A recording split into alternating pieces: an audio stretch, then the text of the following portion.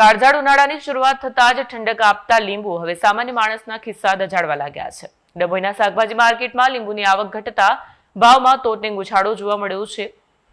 લીંબુ જે માર્ચની શરૂઆતમાં 40 પ્રતિ કિલો મળતા હતા તે હવે 145 થી 150ના આસમાન ભાવે પહોંચી ગયા છે। માત્ર થોડા જ દિવસોમાં લીંબુના ભાવમાં થયેલા વધારાએ મધ્યમ વર્ગ અને સોડા શરબતના વેપારીઓની ચિંતા વધારી દીધી છે। ડભોઈના બજારમાં મુખ્યત્વે મહારાષ્ટ્ર અને અન્ય રાજ્યોમાંથી લીંબુની આવક થતી હોય છે, પરંતુ આ વર્ષે અન્ય રાજ્યોમાંથી આવક ઓછી થતા અને સ્થાનિક સ્તરે ગરમી વધતા લીંબુની અછત સર્જાય છે। સામે પક્ષે ઉનાળામાં લીંબુ શરબત અને સોડાની માંગ વધતા ડિમાન્ડ અને સપ્લાયનું ગણિત બગડ્યું છે, જેના કારણે ભાવ આસમાને પહોંચ્યા છે। ગૃહિણીઓના બજેટ પણ ખોરવાયા છે।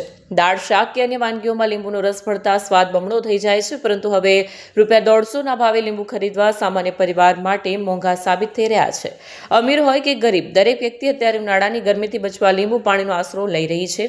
ત્યારે આ ભાવ વધારો ચર્ચાનો વિષય બન્યો છે। વધતી ગરમી અને ઘટતી આવક વચ્ચે લીંબુ હવે સોના જેવું કિંમતી બની ગયું છે। જો આગામી દિવસોમાં આવક નહીં વધે તો ભાવ હજુ પણ વધવાની શક્યતા ખરી।